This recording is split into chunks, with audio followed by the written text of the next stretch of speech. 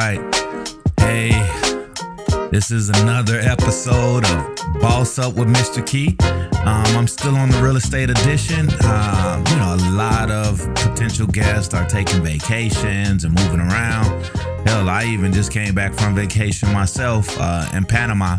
And I want to talk a little bit about like investing in Panama City, Panama, right there by the Panama Canal, not Panama City in Florida. But I'm back, and I found out from my producer Wes here that we're on show number 23. 23, that's a special number to me. I'm a Chicagoan, and that's the number to one of the greatest, or the greatest, the GOAT in basketball, Michael Jordan. So this is show number 23. Like, let's put this one in the books and make this one a milestone or a great turning point. But anyhow, back to Panama City. One of the quick things that I want to just talk about, like, man, it's a very cosmopolitan city. I thought I was going to go there and see like some rough barrios and just like areas, like small looking cities. But the skyline in Panama, and Panama City in particular, was amazing. It's like 3 times the size of Austin, a bunch of high-rise apartments, a bunch of high-rise buildings for international banks. And I was wondering, like, wow, what the hell? Where is this money coming from? So first of all, there's major ports in the Panama Canal. It connects the Atlantic and the Pacific Ocean through the canal. So a lot of goods are shipped through barges. Stuff comes from the Gulf of Mexico here in Houston, from China, all around. And what I realized with Panama's government is a couple of things. A lot of people invest money in banks in Switzerland for whatever reason. Maybe it's because you can avoid some taxation. I'm sure there's a ton of benefits. I won't profess to be the financial expert, but I'm sure people have heard that Swiss banks are great places to put money. Well, I heard or found out that Panama City, Panama is the number 2 city in the world to invest or plant your money into banks. So I guess that's why some of the international banks, the money is flowing through. There's also, let me quote this right. In Panama, if you invest, whether it's real estate, any kind of investment in Panama City, 200,000 and up, you can get permanent residency in that city. So, I hear some people saying, man, if a certain person gets elected, I'm like moving out the country. Like, Panama City is a place where a lot of people are already buying properties, planning their retirement. So, it's just a tidbit that I thought that I'd share with people. It was a pretty cool, education that I found out outside of some of the other stuff that I learned about Panama. With that being said, I don't want to talk about Panama the entire gist of this podcast. So what I want to talk about is property taxes. Property taxes, in particular in Austin. I mean, I don't know about the rest of the country. I mean, some cities probably have a very low property tax. Some people have very high property tax. I feel like here in Texas, we're moderately on the higher side, moderately high for property taxes. I mean, there's areas where your property tax is a 3.2%. I don't know if that means anything to you in percentage wise, but it's rare to find an area in Texas, in Central Texas, here in the Austin area, where your property taxes are going to be less than $8,000 a year. $6,000 a year is, with some of the prices going down a little bit, you may be able to see that if there's a senior exemption. But property taxes are expensive. I mean, I have properties that are like $12,000. That's $1,000 a year on property taxes. Property prices has escalated to a point where, if you pay $1,000 a month on top of whatever your mortgage is, that can put a strain on people. So guess what Texas did? And again, don't quote me on these numbers, but I want to say that there's a surplus of monies at the state legislature from there's a surplus of money in Texas. So back to what I was saying. Hey, we film everything real time. This is a live show. I just want you to know that sometimes the imperfections in entertainment are the perfect things to capture. But anyway, so here in Austin, Texas, there's a surplus of monies in our capital. They have like $86 billion of funds that, you know, we collect so much in tax revenue that the state doesn't even know what to do with it. Like, they have some money allocated for education, maybe infrastructure. They don't know what to do with this money. So one of the things that they decided to do is in the Senate and in the House of the Texas legislation, they put a bill out to give some relief on your property taxes. And what it looks like for residential homeowners is that the homestead is going to reduce the amount of property taxes that you pay. So what does that look like? For example, if the average price of a home here may be $400,000. So when the assessors assess your property at $400,000 with the new homestead, they take $100,000 off of that. So really, you're going to pay taxes on a house less $100,000 than what they assess the value at. It'll give you some savings. That may equate to about $1,700 to $1,400 a year. But also, when you look at your property taxes, a big portion of that actually goes towards education, school funding.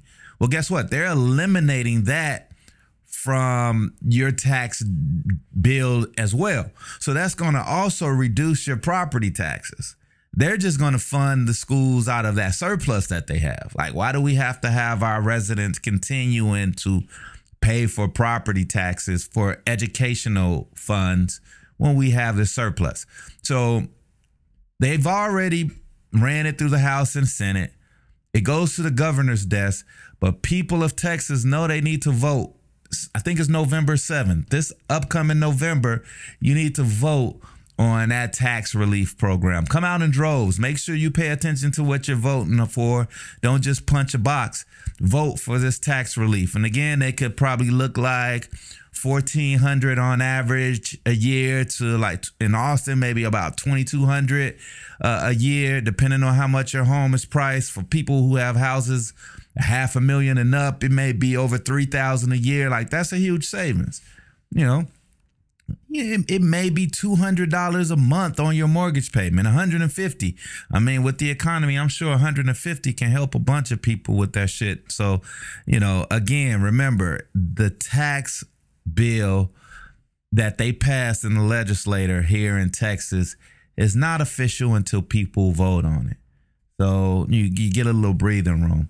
But let's keep talking about taxes. One of the things that people need to know is that the prices had been going up. And so we've had like a reduction in prices here in Texas. So what does that mean?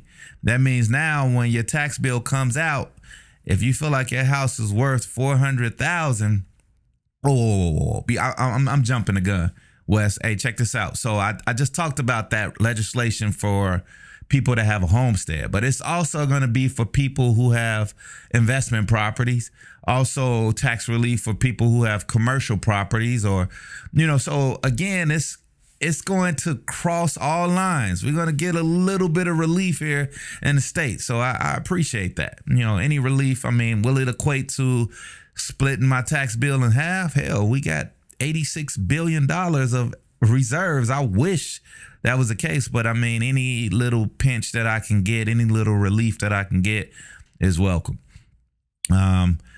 Also, you know, contesting your taxes. So for a homestead, let's go back to that. When you first buy your house, you want to make sure you change your ID to that address and you file your homestead. You just heard, now with the homestead, you get $100,000 relief on top of no school taxes emerged into your property tax. But you need to file for the homestead. Like when you buy a house, they don't just automatically give it to you. You can go to your traviscounty.org or wilco.org, any of these counties in Texas, to file that homestead. But, sometimes people forget. And so your trusted agent should remind you, hey, don't forget to do that. I mean, you could do it right away as soon as you move in the house. Sometimes if you've forgotten to do it and it's been, 6 months, 2 years down the line, sometimes people have gotten a check back paid to them saying, hey, I lived in this house 2 years. I just filed my homestead. Well, you can get some of that money back. Oh, the government is so kind. Thank you for giving me a rebate. So anyway, the homestead is something that you can do. Now, I do have some clients that's calling me like right after they close, like, Andre, I'm trying to do the homestead, but it's not working. What's going on? Well, you got to understand that when you buy your house, they have to record who's the new owner. They need to record the warranty deed. The warranty deed is recorded and then uploaded into the tax system. Sometimes that takes some time, especially like years past when you had a ton of transactions. Transactions went down a little bit, but still, you got to let those city workers at the recorder's office do their thing. Let the info from the title company come over. Then it's recorded. Then they can recognize you as the owner. If you try to do that shit like 3 days after you bought your house, like, hold your horses. They don't even know you own that house just yet. It's all legally done, but you got to let it be recorded. Everything is recorded. So that's another tidbit. Don't call me like 3 days after saying, hey, Andre, like I'm trying to file my homestead and it's not working. Give it a little time, give it about 60 days, and if you forget, it's never too late. The other thing is once you file your homestead, that's it. Do it one time. You don't have to do that every year, just once. And it's automatically on autopilot until you let them know that you no longer want the homestead on that property. Now, let's go back to contesting your taxes. So when you want to contest your taxes, I get a lot of calls. Man, Dre, they're saying my house is worth X, Y, and Z. I'm paying taxes on this. I know the property values went down. What should I do? There's a couple of things you can do. You can go on the website, and I'm not going to get really technical and lay it out. If you need that information, hit me up. Send me a message, like my content, subscribe, call me then, let's talk about it. But just for this show, you can go in and you can contest it on the website, on the county's website. And some of the premises you can do is you can write them and say, hey, I want to know what do you all use to assess my value of my house? A lot of times it's a computer. It's some AI shit that's saying, hey, houses like this are worth this, and so this is how much you should pay. The computer's never been in your house. Like, you may have Alexa or Google, but whatever, they don't talk directly to your tax assessor. So the system, the computer that does this assessment for the tax assessor, they don't know that shit, you got a leak in your roof, or your bedrooms are way smaller than most of those houses that they use for your assessment, or you're in a distressed situation, like you got a whole room that needs to be remodeled, your foundation is crooked, like it doesn't know that. So if that is the case, you need to find out what criteria the tax assessor is using to assess your property. And then if they tell you some stuff, you need to, in a written form, tell them, hey, by the way, this is my house compared to what you said the criterias are. Here's a picture. I can upload pictures. Here's a picture where my roof has a leak. My bathroom is unfinished. I just ran out of money. I couldn't finish the guest bathroom. So my house is not the same value. Here's a big crack in my wall. Like, I may need to get some piers for my, let them know if your house is like not in top shape. Like, you can't assess me on houses that are top notch. So again, articulate that. You could do it with pictures, through writing. You could sit through I think equivalent to like a hearing. These are things you can do, or you can just go to the experts. They do have companies that'll do it and that'll contest your taxes, and they'll only charge you, once they're successful, a fee of your savings. Or you can call your agent, your trusted agent. You can call me.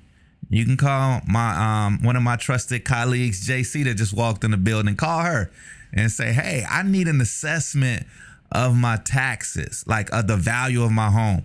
And I can give you a broker opinion or a CMA on what the values of the houses are like in your area based on what has sold in the past, based on whether your house is a 1-story, 2-story, square footage range, and if your house is kind of fucked up compared to some of the new houses that they're trying to hold you up to. So again, your homestead, you do it once in life. That's it, until you buy another property or till you get another homestead. But your contesting of your taxes, you could do it every year, and you probably should do it every year. And then also make sure you vote in November so that we can get some tax relief on the property taxes here. I got clients from California, even though their prices are crazy, they still complain like, damn, your property taxes here are crazy. I'm paying $20,000 a year for property taxes. But guess what? Now, because of the gouging of prices of property taxes here in Texas, like they have a surplus and they want to, break bread with the great citizens of this state. And so you should know that, and you should be prepared for that. And when you get those savings, use that money wisely, save that money up, put down on a new house, and call me. So, that's my tax segment right there. For Boss Up with Mr. Key, for the people that sat through some technical difficulties in the beginning, again, we filmed the bloopers. You get the real Andre Key. And also, I won't tell you what I have in the cup, but but again, I want you to like, comment, subscribe, join, let me know if you have an interesting story about real estate or about entrepreneurialism that you want to share to the people. Talk to me, holla at me, let's get you out there. That's episode 23, like Mike Jordan, and we out.